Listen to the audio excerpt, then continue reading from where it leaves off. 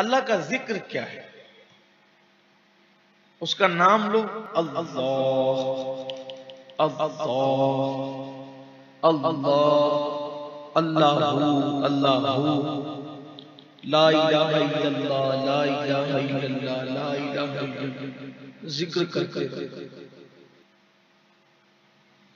ابھی قاری اختر صاحب آپ کو نماز کے مکروہ اوقات بتا رہے تھے کہ طلوع کے وقت، غروب کے وقت، اور جب سورج سر پر ہوتا ہے جسے عوام اپنی دانست میں زوال کہتی ہے، حالانکہ وہ انہوں نے بتایا کہ زوال نہیں ہے، زوال کے وقت تو نماز منع نہیں بلکہ زوال کا وقت تو نماز کو جائز کرنے کا اور شروع کرنے کا وقت ہوتا ہے نا، اس کو شرعی نصف النہار کہتے ہیں، یعنی کہ نصف النہار کا مطلب آدھا دن جب سورج سر پر آ جائے، یعنی جب سورج کی ابتدا ہو تب بھی منع، انتہا ہو اینڈ پر غروب ہو رہا ہو تب بھی منع، اور جب بیچ میں آ جائے تب بھی۔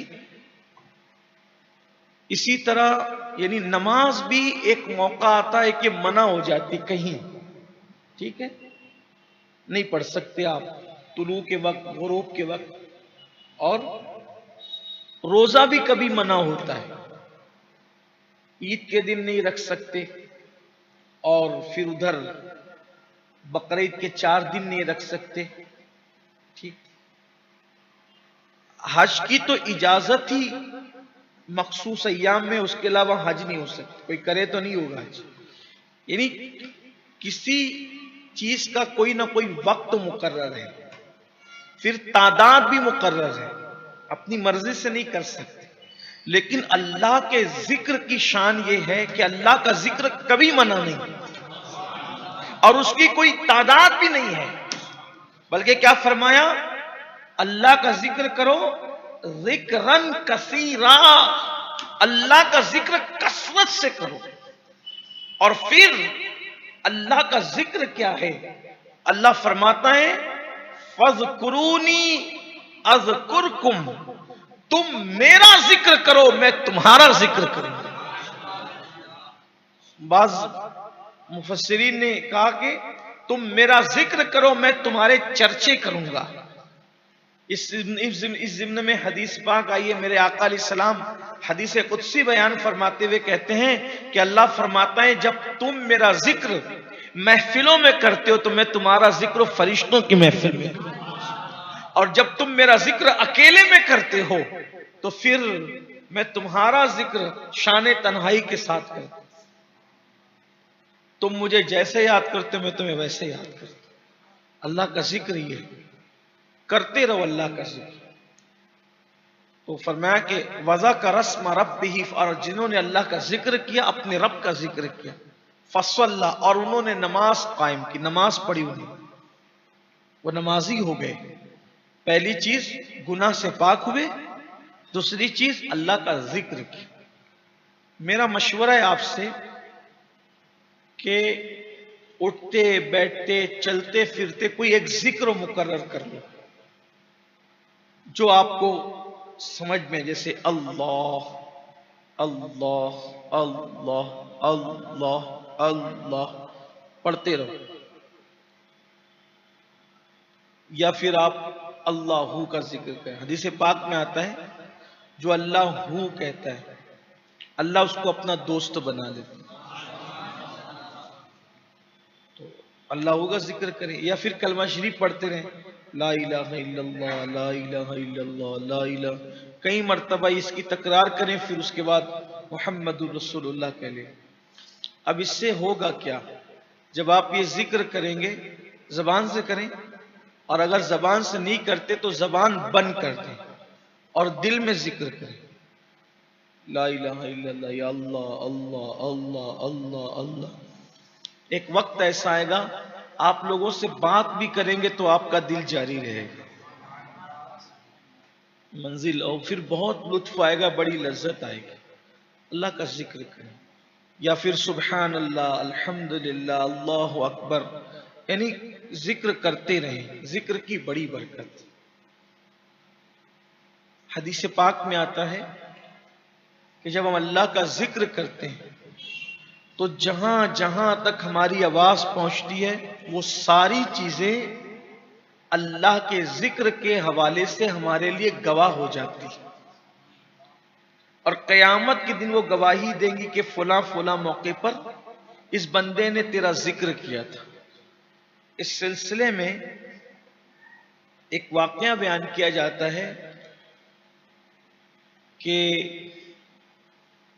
ہمارے واقعے سے پہلے ایک بات بتاؤں کہ ہمارے اسلاف کا طریقہ تھا، جب وہ پہاڑوں میں جاتے، جنگلوں میں جاتے، تو وہ زور سے اللہ کا ذکر کرتے ان کو گواہ بنانے کے لیے، جنگل کے درختوں کو، پہاڑوں کو گواہ بنانے کے لیے. ایک مرتبہ امام اہل سنت سیدی اعلی حضرت سفر میں تھے، تو جب اسی آپ نماز کا وقت آئے تو آپ نے خود اذان دی. امام نے خود اذان دی. امام اہل سنت سیدی اعلی حضرت نے خود اذان دی. لوگوں نے کہا کہ حضرت آپ نے اذان پڑھی؟ تو فرمایا ہاں، میں ان پہاڑوں کو اپنے ایمان پر گواہ بنانا چاہتا ہوں. لوگ جب پہاڑوں میں جاتے ہیں تو اپنا نام لکھتے ہیں. ان دیوانوں کو چاہیے کہ اپنا نام لکھنے کی بجائے وہ اللہ کا نام لینا، تاکہ قیامت کے دن وہ پہاڑ بھی گواہی دے کہ مولا اس نے ہم پر پہنچ کر تیرا ذکر کیا. اس سلسلے میں ایک واقعہ بیان کیا جاتا ہے کہ سیدنا ابراہیم ابن ادہم رضی اللہ تعالیٰ عنہ نے چند کنکریاں لی اور چند کنکریاں لے کر ان کے سامنے کہا لا الہ الا اللہ، اے کنکریوں گواہ رہنا کہ میں اللہ کی توحید بیان کر رہا ہوں، میں نے اللہ کا ذکر کیا، تم گواہ رہے. اور پھر ان کنکریوں کو زمین پہ ڈال دیا. اس رات سوئے تو خواب میں کیا دیکھا کہ حساب کتاب ہو رہا ہے اور اللہ کی طرف سے حکم ہوتا ہے کہ اس کو جہنم میں لے جاؤ. کس کو؟ حضرت ابراہیم ابن ادہم رضی اللہ عنہ. اس کو جہنم میں لے جاؤ. تو فرشتے پکڑ کر جہنم میں لے جاتے ہیں. تو جہنم کے پہلے دروازے پر پہنچے تو وہاں پر ایک کنکری کو بہت بڑی چٹان کی شکل میں کھڑا ہوا پایا، اور وہ کنکری کہہ رہی تھی کہ میں اس کو جانے نہیں دوں گی کیونکہ اس نے مجھے گواہ بنا کر اللہ کا کلمہ پڑھا.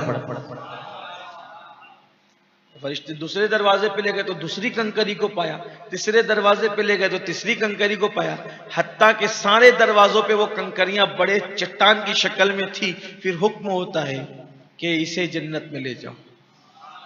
یعنی اللہ والوں کو یہ بتایا جاتا ہے تاکہ ان کے اعمال کا فائدہ، یا خواب میں عام لوگوں کو بھی بتایا جاتا ہے مومنین کو، تاکہ ان کو پتہ چلے کہ انہوں نے جو عمل کیا اس کی برکتیں کیا ہیں.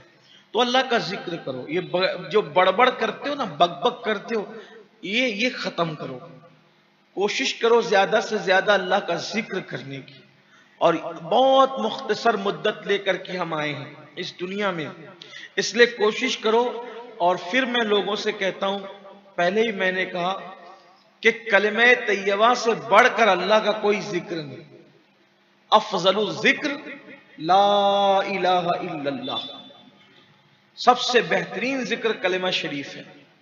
کلمہ شریف پڑھو، بہت برکت ہے اس کی.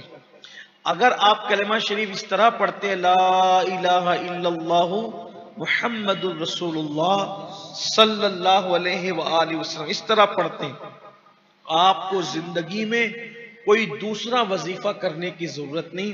اسی کلمہ شریف اور درود شریف کی برکت سے آپ کی روزی میں برکت ہوگی، آپ کی عمر میں برکت ہوگی، آپ کے رکے ہوئے کام ہو جائیں گے، آپ کے مسائل حل ہو جائیں گے. ہر درد کی دوا اس کے اندر موجود ہے. کلمہ شریف کی بہت برکت. حدیث پاک میں آتا ہے کہ جب بھی کوئی بندہ کلمہ طیبہ پڑھتا ہے لا الہ الا اللہ محمد الرسول اللہ صلی اللہ علیہ وآلہ وسلم، تو اللہ کا عرش جھومنے لگتا ہے، گھومنے لگتا ہے، اس پر وجد کی کیفیت طاری ہوتی ہے۔ اللہ فرماتا ہے اے عرش رک جا، ساکن ہو جا۔ عرش کہتے ہیں مولا کیسے رکوں، آج ایک بندے نے کلمہ پڑھا ہے، جب تک اس کی بخشش نہیں ہوگی میں کیسے رک سکتا ہوں؟ تو ندا آتی ہے اے عرش تو بعد میں جھومنا شروع ہوا، اس کا کلمہ بھی مکمل نہیں ہوا تھا، ہم نے اس کی مغفرت فرمائی۔ کلمہ شریف بار بار پڑھنے کی عادت ہے، اور جب بھی کلمہ شریف پڑھو تو نیت یہ کر لو کہ ہم تجدید ایمان کر رہے ہیں، ایمان کو نیا کر رہے ہیں، ایمان کو تازہ کر رہے ہیں۔ بار بار کلمہ شریف پڑھو، اٹھتے بیٹھتے سوتے جاگتے کلمہ شریف پڑھو۔ لوگ وظیفے لیتے ہیں، کون سا وظیفہ کریں؟ میں نے اس سے پہلے رمضان شریف پہ بھی اعتکاف والوں کو میں نے یہی عرض کیا کہ لوگ وظیفے لیتے ہیں، مشکل مشکل وظیفے۔